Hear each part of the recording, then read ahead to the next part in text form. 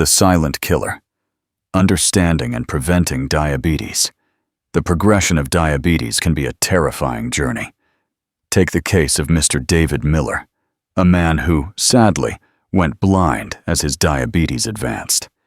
His leg then suffered from severe rot, necessitating amputation, followed by the onset of cerebral insufficiency, and ultimately, he lost his life. While a story like Mr. Miller's might have made headlines, the underlying symptoms and progression are, regrettably, not uncommon. It's often said that people of Japanese descent are prone to diabetes, but the reality is that this is a truly frightening disease that anyone can develop. The most significant challenge with diabetes, however, is that its warning signs are incredibly subtle. If a condition caused excruciating pain, for example, something clearly amiss, everyone would rush to the doctor. But diabetes, by its very nature, often presents no initial symptoms, and even when it does, they're so vague you'd never suspect diabetes. In fact, it's frequently dubbed a silent killer. It quietly erodes your health, and by the time you sense something is wrong, the disease has often progressed significantly, and it's almost too late. Many people fall into this trap. You might not even realize it, but you could already have developed diabetes, and if left unchecked, the consequences can be severe. It's possible you're in that very state right now. That's why, in this discussion, I want to shed light on the crucial signs of diabetes you absolutely need to know. In the latter half, we'll delve into everything else you should understand about diabetes, including testing methods, treatment approaches, and prevention strategies. To reiterate, many diabetes symptoms are incredibly hard to recognize without specific awareness. Those nagging, everyday worries you've had might actually be subtle cues of diabetes. Overlooking them could lead to major health issues down the line. Such scenarios are far from rare, so please empower yourself with this knowledge to protect your own life and the lives of your loved ones. Let's dive straight into the core information. For accurate and reliable information, we'll refer to the guidelines from a prominent organization, much like the American Diabetes Association, ADA, in the US. This organization, comprised of numerous doctors and experts, aims to disseminate accurate knowledge about diabetes. Let's look at the symptoms of diabetes as outlined by them. We'll cover a total of 9 key signs, so please pay close attention to see if any apply to you, and don't miss these vital warnings. Here they are. Explained in order. Sign 1. Increased thirst. You might wonder, what's the connection between thirst and diabetes? It's a very common question. But thirst is actually a hallmark symptom of diabetes. If you've recently found yourself much thirstier than before, or if you're constantly reaching for water or juice, diabetes might be the underlying cause. So, why does diabetes lead to thirst? Let me explain in detail. First, let's define diabetes. In a nutshell, it's a condition where your blood sugar levels remain consistently high. This blood sugar level refers to the amount of glucose in your blood. If glucose sounds a bit technical, just think of blood sugar as the amount of sugar in your blood. Essentially, diabetes is a disease where there's an excessive amount of sugar in your blood for an extended period. This state is incredibly detrimental to your body. When blood sugar levels are elevated, your blood actually becomes thicker. Imagine sugar water. It's a bit thicker than plain water, right? High blood sugar creates a similar consistency. Because the blood is thick, your body instinctively tries to increase its water content to dilute it and prevent blockages. Your brain, acting as the command center, sends signals to drink water to replenish fluids, and we perceive this command as thirst. That's why diabetes makes you thirsty. A common and dangerous mistake people make when they're thirsty in this situation is to grab a sugary drink like juice. This is an action that requires extreme caution. Your body is trying to lower blood sugar levels. You can probably imagine what happens if you drink sweet juice when your body is craving water to dilute your blood. Yes, your blood sugar level will spike even higher. Then, to combat this elevated blood sugar, your brain sends an even stronger signal to drink more water, making you even thirstier. This can lead to a vicious cycle. You drink more sweet juice, your blood sugar goes up again, and the cycle continues. If you persist in this habit, your blood sugar can surge rapidly, potentially leading to a serious condition known as plastic bottle syndrome, named after sugary sodas often consumed from plastic bottles. The type of liquid you drink can make a huge difference. If you've been feeling excessively thirsty lately, it could be your body's urgent signal to lower your blood sugar, so please be mindful. Sign 2. Frequent urination. I feel like I've been hitting the restroom a lot more lately. When you have diabetes, it's common to find yourself urinating more often and feeling a frequent urge to pee. In essence, you experience polyuria, frequent urination. This symptom is directly linked to the increased thirst we just discussed. Being thirsty means your body needs more fluids, and if you drink a lot of water, you'll naturally feel the urge to urinate more. It's a very straightforward connection, isn't it?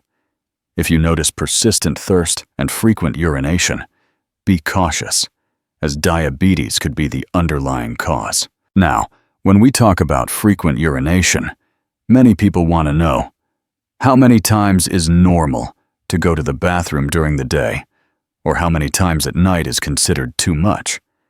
There aren't absolute specific standards, because the appropriate number of times to urinate in a day varies from person to person.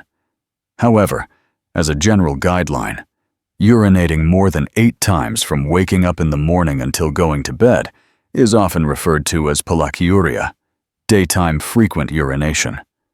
And needing to wake up at least once in the middle of the night to urinate is called nocturia, nighttime frequent urination.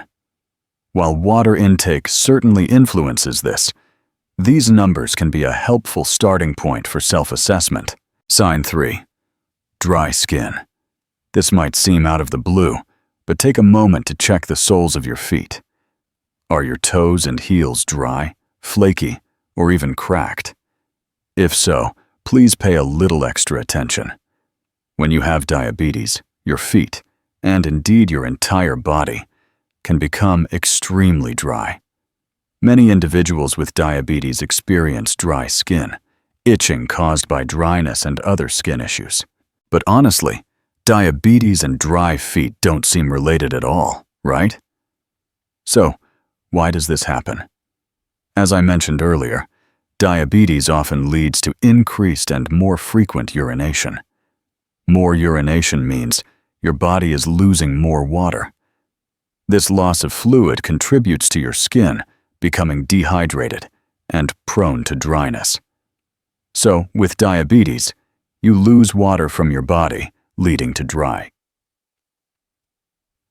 skin. That's one mechanism. There are other reasons why diabetes can cause dry skin. Diabetes can negatively affect your nerves, and nerve damage can lead to various problems. One of these involves sweat. Nerves play a role in sweat secretion, so when the nerves that regulate sweating are damaged by diabetes, it can become difficult to sweat. Since sweat is mostly water, reduced sweating means less moisture on the skin. Therefore, nerve damage from diabetes can also contribute to dryness. While various parts of the body can become drier with diabetes, the soles of your feet are particularly susceptible. Here's why. The human body has sebaceous glands that secrete oil, which coats the skin's surface and keeps it moisturized. These sebaceous glands are located at the base of hair follicles. But your feet don't have hair, do they? This means the soles of your feet lack sebaceous glands, so they don't secrete oil and are naturally prone to dryness. If you also have difficulty sweating due to diabetes, your feet end up with virtually no sweat or oil, making them especially vulnerable to dryness. So, if your fingertips and heels are dry, flaky or cracked, be a little cautious. Of course, dry skin can occur for many reasons, so it doesn't automatically mean diabetes. However, if it's diabetes-related dryness, it's dangerous to overlook. Let's keep checking for the other symptoms I'll discuss. By the way, your skin acts as a barrier against bacteria and viruses. When skin dries out, this protective function is compromised, making it easier for bacteria and viruses to enter and cause infections. Don't be complacent and think it's just a little dry. It's recommended to use a good moisturizer to improve your skin's condition, especially while the dryness is still mild. Now, let's move on to the next symptom. Sign 4. Fatigue. This is another common symptom. When you have diabetes, you might feel unusually tired or lethargic, even when you haven't done anything strenuous. Many people tend to dismiss fatigue, attributing it to aging or work stress. But it could actually be a sign of diabetes. So, why does this happen? It's linked to a hormone called insulin. When we eat, our food is digested and absorbed in the intestines, and sugar enters the bloodstream, causing blood sugar levels to rise. However, this sugar can't be used for energy if it just floats around in the blood. At this point, insulin is secreted, which helps lower blood sugar. Insulin acts like a key, ushering sugar from the blood into your cells, where it can finally be used as energy. Insulin, which regulates blood sugar, is crucial for your body. However, in individuals with diabetes, this vital insulin isn't secreted properly, or it becomes less effective. When insulin secretion and function are impaired, blood sugar levels remain high, and critically, sugar can't be used as energy. It just circulates in the blood. If your body can't convert sugar into energy, it naturally experiences an energy deficit. This is what causes feelings of tiredness and sluggishness. Even if you eat, your body struggles to convert that food into usable energy, leaving you feeling drained. This persistent fatigue and lack of energy can also lead to unexplained weight loss. Because of the energy shortage, your body starts breaking down fat and muscle to use as fuel, resulting in a decrease in weight. While it's true that overweight and obese individuals are more susceptible to developing diabetes, as the disease progresses, weight loss can paradoxically occur. This is also connected to energy deficiency and fatigue. So, if you're experiencing symptoms like feeling tired or lethargic without apparent reason, and especially if you notice other signs, be vigilant. Sign 5. Numbness or tingling in hands and feet. Do you ever feel a tingling sensation, pins and needles, or even dull pain in your fingertips or toes? Perhaps a strange, heavy feeling in your feet. These can actually be signs of diabetes. Of course, it's normal for your feet to go numb if you sit in an awkward position for a long time. However, the numbness caused by diabetes occurs even when there's no pressure on your feet. And unlike temporary numbness from compression, it often doesn't disappear quickly. It can persist. Many people probably don't worry much about numb feet, but the possibility of it being diabetes is quite concerning. So why do people with diabetes experience numb hands and feet?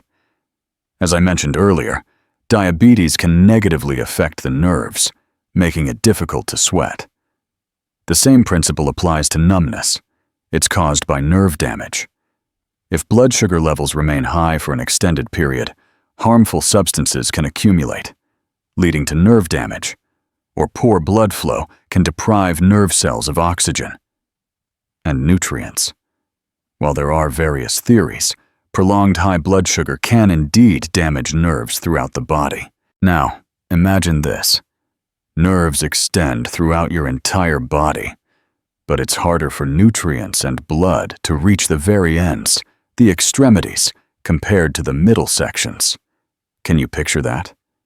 This is why, when diabetes causes neuropathy, nerve damage, abnormalities often appear in the extremities of the hands and feet. Symptoms typically begin in the feet, which are furthest from the brain, starting with the toes and soles. As the condition progresses, numbness and pain often begin to appear in the hands as well. So the pattern is generally feet first, then hands. Furthermore, it's often not numbness on just one side or in just one foot, but in both feet simultaneously. These are key characteristics to be aware of. By the way, what happens if this numbness is left untreated? Shockingly, you might not even notice an injury. The nerve damage dulls the sensation in your feet. Because sensation is impaired, even if you step on something and get injured, you might not feel pain or even realize you're hurt. This is truly alarming. For example, some people have stepped on a thumbtack or a nail, didn't notice it because it didn't hurt, and only later saw a nail inexplicably embedded in the sole of their foot. If you experience numbness in your feet, make it a habit to check them regularly for any cuts, bruises, or foreign objects. Sign 6. Wounds that don't heal. I just mentioned that you might not notice injuries with diabetes, but compounding that, wounds also heal very slowly. You might think it's just a minor cut, but it just won't heal, taking an unusually long time. This is a very troubling symptom. So why does this happen? As I explained earlier, diabetes is a disease where there's an excessive amount of sugar in your blood. Just imagine, if there were a lot of fine sugar particles flowing through your blood vessels, wouldn't they damage the vessel walls? In this way, diabetes, with its high blood sugar state, makes blood vessels more susceptible to damage. Then, things like plaque can accumulate in these damaged areas, forming hardened lumps. As you can imagine, when plaque or these lumps form, blood vessels narrow and blood flow becomes poor. Poor blood flow means that the oxygen and nutrients crucial for wound healing, which should be transported through the blood, aren't delivered sufficiently. Consequently, wounds heal much slower. There are other reasons too. High blood sugar levels can actually weaken the power of white blood cells. These white blood cells are your body's soldiers, attacking and eliminating viruses and bacteria that enter your system. So, when blood sugar is high and white blood cells are impaired, they can't effectively eliminate invaders. When they can't be eliminated properly, your body becomes more susceptible to infection, and wounds heal more slowly. Many people are careful to avoid injuries in daily life, but individuals with diabetes need to be even more cautious than healthy people. To prevent injuries, even minor ones, avoid walking barefoot. Keep your living space tidy to prevent stepping on fallen objects, and inspect your feet daily for any nicks or cuts. Being proactive about injury prevention is crucial. Sign 7.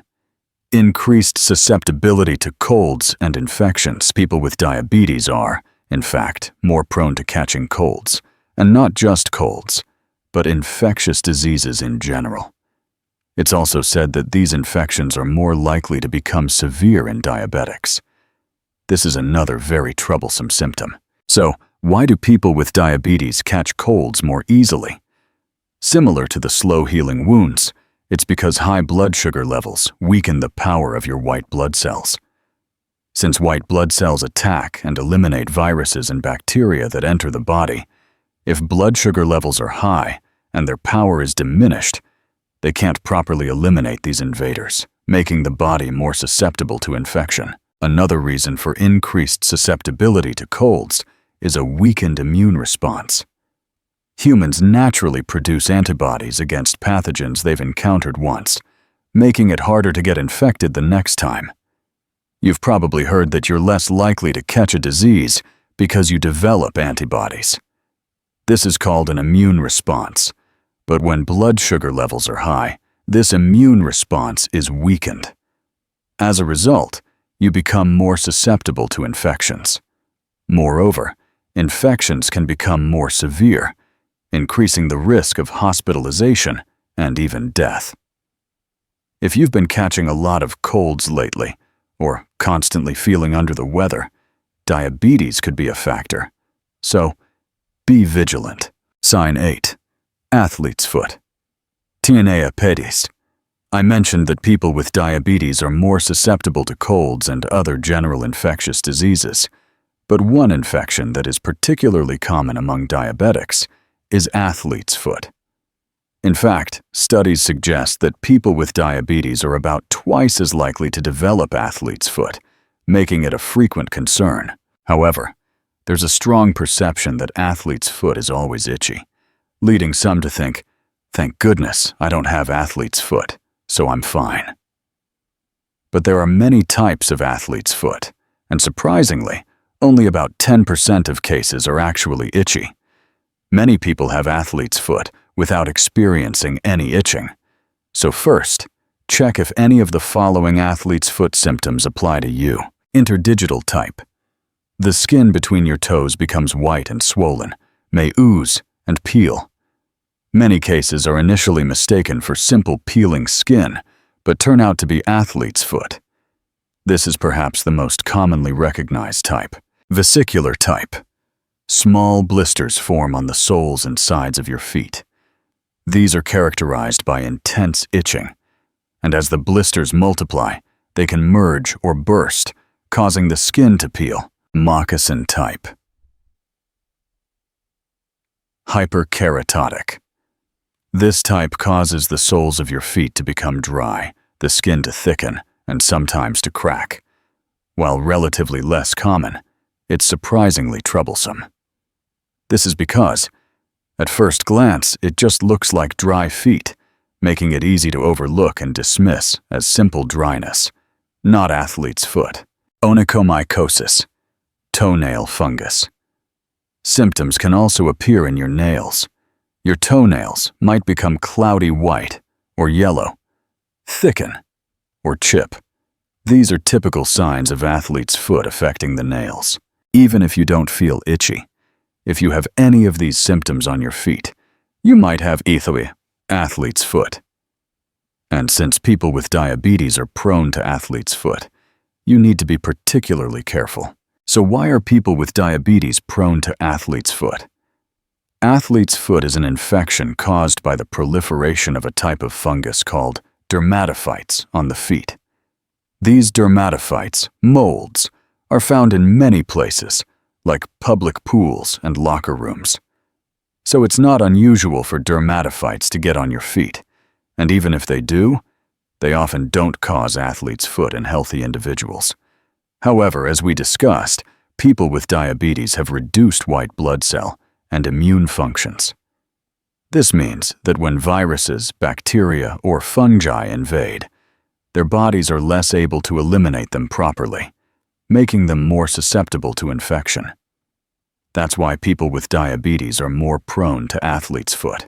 Also, as previously mentioned, individuals with diabetes may have dry, cracked feet, or may not notice injuries on their feet.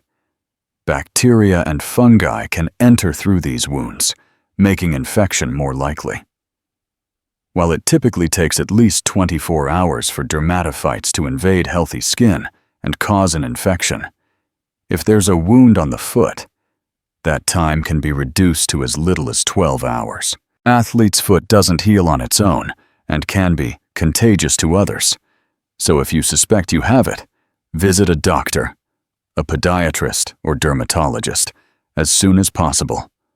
Also, take this opportunity to check if you're experiencing any of the other diabetes symptoms we've discussed. Sign 9.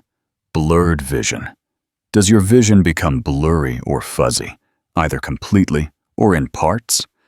You might think your eyes have nothing to do with diabetes, but this is, in fact, a significant sign of the condition. Are your eyes okay?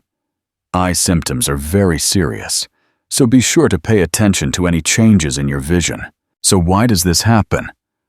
As I explained, there's a lot of fine sugar in the blood that flows through your blood vessels. As the image suggests, diabetes, a condition with high blood sugar, easily damages blood vessels, leading to various problems. Importantly, it's not the thick, large blood vessels that typically show symptoms first, but the tiny, thin blood vessels. This is because thin blood vessels are inherently more fragile, making them susceptible to damage early on. You can likely imagine that thin blood vessels are more delicate than thick ones. So where in the human body do you think there are many tiny blood vessels? That's right, the eyes. Your eyes contain incredibly fine blood vessels, and when these tiny vessels are damaged, they can't properly deliver blood to the eyes. This causes various abnormalities in the eyes, including blurred vision. The medical term for this is diabetic retinopathy. It's a bit of a complex term, but essentially, diabetes causes damage to the eyes, specifically the retina, a light-sensitive tissue at the back of the eye. What happens if diabetic retinopathy progresses further? Your eyesight can suddenly decrease, and you might start seeing floaters, specks or lines that look like mosquitoes or insects. In the worst-case scenario, you could go blind. It's truly terrifying, isn't it?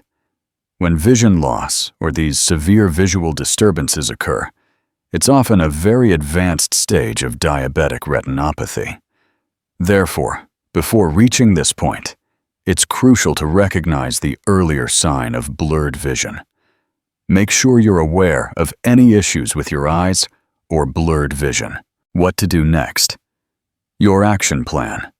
So far, I've introduced the 9 key signs of diabetes: increased thirst, frequent urination, dry skin, fatigue, numbness or tingling in hands and feet, wounds that don't heal, increased susceptibility to colds and infections, athlete's foot, blurred vision. Did any of these resonate with you? Of course, some people might feel anxious hearing this, thinking, "Oh, I go to the bathroom often," or "I feel tired." If you're in this situation, the first step is to check the results of your last physical exam, or health check. Your blood sugar and hemoglobin A1C are the standard diagnostic criteria for diabetes. Check these numbers to see if they're higher than the normal range. If these numbers are perfectly fine, and you just feel a bit tired, there's no need for excessive anxiety. However, if your blood sugar or hemoglobin A1C levels are high, or if you haven't had a physical in years and are experiencing many of the symptoms I've introduced, then it's definitely wise to visit a doctor for a proper checkup.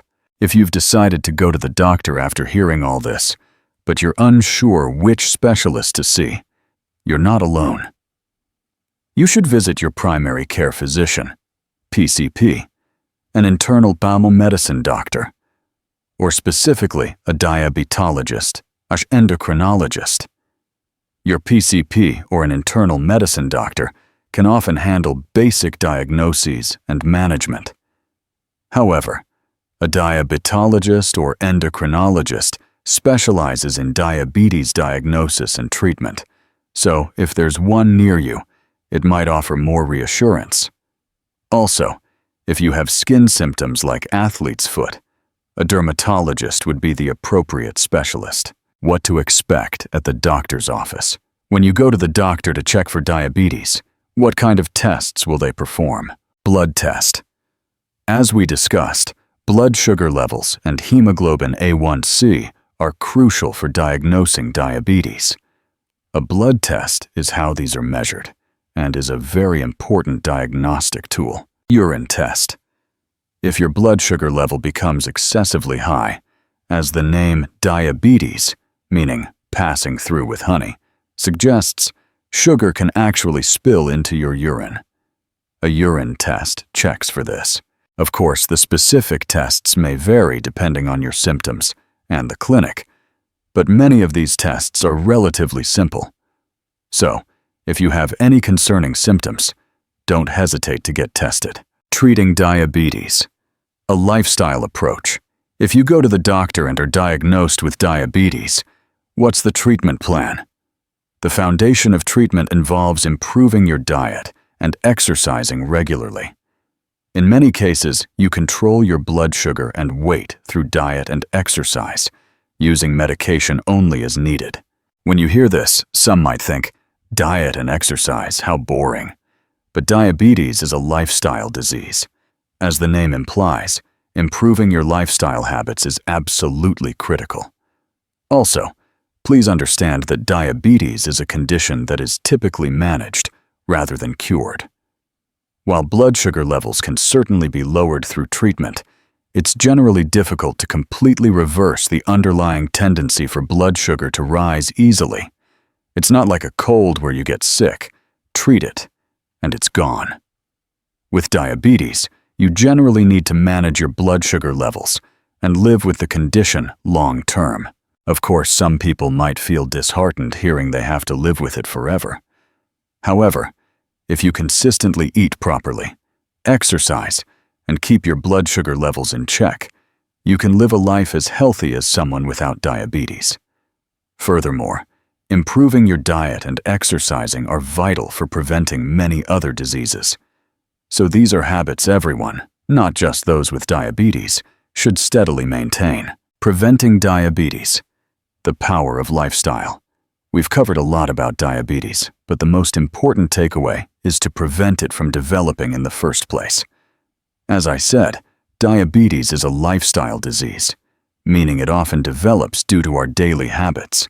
According to various health organizations, common risk factors for developing diabetes include overeating, family history, obesity, lack of exercise, elevated blood sugar levels, prediabetes. Of these, you can't change your genetic predisposition, family history, but you absolutely can do something about overeating, obesity, lack of exercise, and elevated blood sugar levels.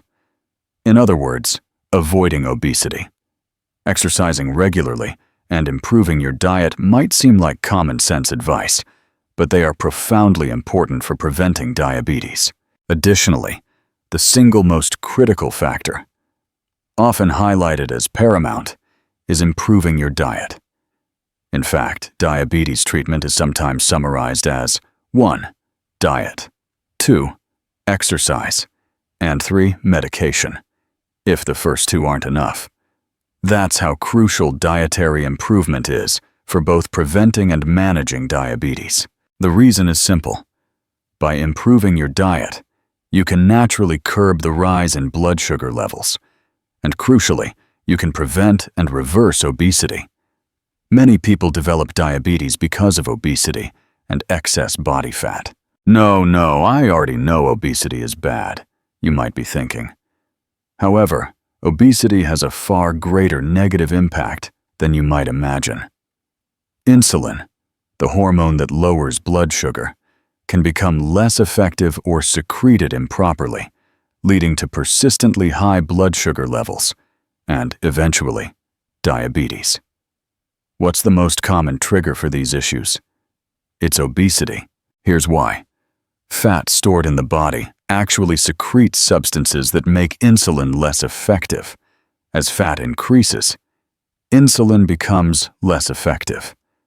If it's less effective, then naturally, your usual amount of insulin won't lower blood sugar adequately, meaning your body has to secrete more insulin.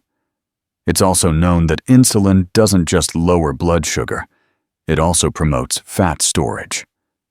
So, as insulin levels increase, even more fat accumulates. More fat means insulin becomes even less effective, requiring even more insulin secretion. This creates a vicious cycle, often triggered by obesity. Eventually, your body, which has been overproducing insulin, becomes exhausted and can only produce a small amount. When insulin is both less effective and produced in small amounts, blood sugar cannot be lowered sufficiently, and diabetes develops. This is how many people end up with diabetes. This means that reducing body fat is incredibly important. Carrying too much fat traps you in this vicious cycle. To prevent or improve diabetes, you must address the issue of insulin resistance caused by obesity. In fact, research shows that 84% of individuals who had been diabetic for more than 4 years were able to lower their blood sugar levels to a normal range simply by losing over 11 pounds, 5 kilos. Therefore, improving your diet, preventing obesity, and losing weight are more critical than almost anything else for preventing and improving diabetes. Conversely, if your diet is truly poor, you might not see results no matter how hard you try other methods. However, simply being told to improve your diet can be overwhelming.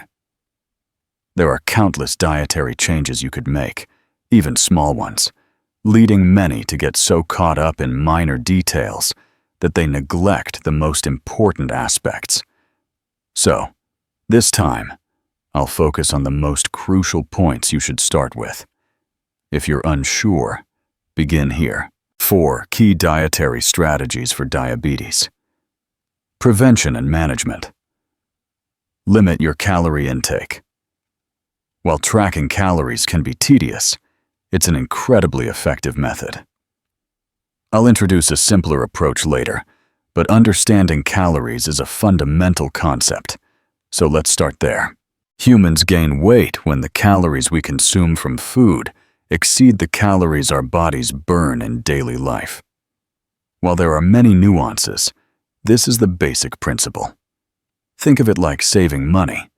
If you earn more than you spend, your savings grow. Similarly, if you eat more calories than you burn, your savings in the form of body fat increase. So, to lose fat, you simply need to consume fewer calories than you burn. How many calories should you consume daily? This varies significantly based on weight, age, sex, activity level, muscle mass, and so on. So there's no single perfect number. However, there's a formula commonly used in diabetes management that can serve as a guide. Standard weight encaps an activity level factor. Standard weight, generally calculated as your height in meters, your height in meters, 22. Example, for a 5'7" person, approx to 1.7 meters, 1x 22 is at 3/5. Activity level factor, 25-30. For individuals with low activity levels, e.g. desk work, mostly sitting, 30-35. For individuals with normal activity levels, e.g. some standing work, moderately active, 35+. For individuals with high activity levels, j. physically demanding jobs, very active. Let's use the example. A person who is 5'7", 110, around 7 men with a normal activity level. Standard weight, 1.7, 22, or 63 calorie target, 63.58 kilos, 30 to 30, at approximately 1907 to 12 kilocalories. This means this person should aim to consume around this many calories each day. Limiting calorie intake is a highly effective method, and I encourage you to understand it and implement it as much as possible. However, I know it can be challenging. Calculating calories for every meal and making daily adjustments. I had 500 calories for breakfast, 700 for lunch, so dinner needs to be 500. Can be daunting. For those who are comfortable with this, by all means, continue. But for those who find it impossible, here's a more flexible approach. 2. Eat foods that provide high satiety. Reducing calorie intake helps reduce fat, which in turn prevents and improves diabetes. But the hardest part about cutting calories is dealing with hunger. If only I wasn't hungry, I could easily lose weight and keep it off. I think many people feel this way. So my recommendation is to eat foods that provide high satiety, make you feel full and satisfied. What does this mean? Let's imagine this. Which would make you feel more full and satisfied? A can of soda or 7 oranges? I think most people would feel more satisfied with 7 oranges. Or rather, a can of soda is easy to drink quickly, while eating 7 oranges would be quite a task. In fact, these two often have roughly the same calorie count. The level of satisfaction you feel after a meal varies drastically depending on the food. In other words, you can feel full even with the same calorie intake if you choose wisely. If you eat satisfying foods, you'll naturally eat less and lose weight, which will lead to the prevention and improvement of diabetes. For example, a study by Dr. Susanna Holt at the University of Sydney looked at the satiety levels of various foods. If bread's satiety level is 100, then cake is 60, pasta is 119, white rice is 138, eggs are 150, beef is 176, apples are 197, oranges are 202, and boiled potatoes are 323. This isn't based on the same amount of food, but on the same calorie intake. When consuming the same calories, cakes tend to provide less satisfaction, while fruits and potatoes seem to be much more filling. It makes sense, right? When you eat cake versus fruits or boiled potatoes, it's obvious which will fill you up more. So even if the calories are the same, the satiety of foods differs significantly. If you typically eat a lot of bread or pasta, try to incorporate more fruits and boiled potatoes. This will make you feel much fuller, naturally leading you to eat less and lose weight. Beyond fruits and boiled potatoes, foods generally high in dietary fiber, protein, and water tend to provide higher satiety. So, vegetables, chicken, and soybeans are also excellent choices. When planning your meals, think about what you can eat to feel truly satisfied. 3. Reduce carbohydrates. If high blood sugar is detrimental to your body, why not simply eat foods that don't raise blood sugar in the first place? Based on this idea, a popular recent approach is to reduce carbohydrates. The primary reason blood sugar levels rise after eating is the consumption of carbohydrates. Therefore, the less carbohydrates you consume, the less your blood sugar levels will spike. So, what exactly are carbohydrates? They are found in staple foods like rice, bread, pasta, and cereals. Simply put, eat less of these staple foods and focus more on side dishes. This strategy helps prevent blood sugar levels from rising. How much should you reduce? This varies greatly from person to person, but the easiest starting point is to halve the amount of staple foods like rice. If you usually have a full bowl of rice for breakfast, lunch, and dinner, cut that in half. If you eat 2 slices of bread, cut it to 1. If you eat less rice, you can slightly increase the portion of side dishes. Of course, be careful not to significantly increase your calorie intake by consuming a lot of fried or fatty foods. But by halving your staple food intake, your daily calorie intake will naturally decrease, and many people will lose body fat. And reducing sugar and body fat naturally leads to the improvement and prevention of diabetes. For rice lovers, this might take some getting used to, but it's a very straightforward method and relatively easy to implement. 4. Incorporate foods that suppress blood sugar levels. Simply reducing your rice intake is one way to prevent blood sugar spikes, but it's also highly recommended to eat foods that actively suppress blood sugar levels or don't easily raise them. While there are many such foods, here are some examples. Fish. Fish, particularly fatty fish, has data supporting its role in improving the secretion of insulin, the hormone crucial for lowering blood sugar. Whole grains, brown carbohydrates. Think brown rice, oatmeal, whole wheat bread, and buckwheat. These brown carbohydrates are less likely to raise blood sugar levels compared to white carbohydrates like white rice and white bread. Swapping white rice and bread for whole grains or even fruits can significantly improve blood sugar control. Fruits. Many fruits, especially berries, apples, and citrus, are good sources of fiber and can be healthier carbohydrate choices. Nuts. Nuts are rich in healthy fats, fiber, and protein, all of which help moderate blood sugar responses. Vegetables. Vegetables, particularly non-starchy ones, are packed with dietary fiber, which helps prevent sudden spikes in blood sugar. These are wonderful foods that have abundant data showing a reduction in the risk of various diseases, including diabetes, and are gaining global attention. Incorporating fish, whole grains, fruits, nuts, and plenty of vegetables into your meals is incredibly beneficial for your health. Milk is also worth considering.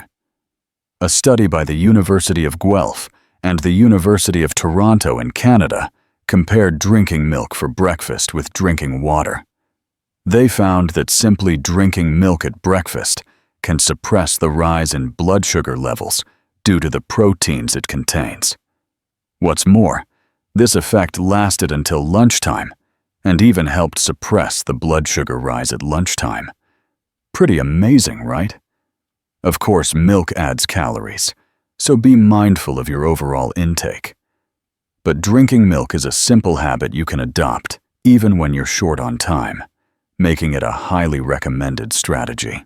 Additionally, instead of eating only white rice or bread, which are high in carbohydrates and easily raise blood sugar, try to combine them with foods rich in dietary fiber, protein, and fat, such as salads, meat, and eggs. If possible, eat these other foods first, so your stomach has something in it, and then eat your white rice or bread last. The combination of foods and the order in which you eat them are both very important. These small changes can make a huge difference to your body. Wrapping it up, to summarize, for preventing and improving diabetes, it is crucial to focus on dietary improvements to control blood sugar levels, and especially to prevent and manage obesity.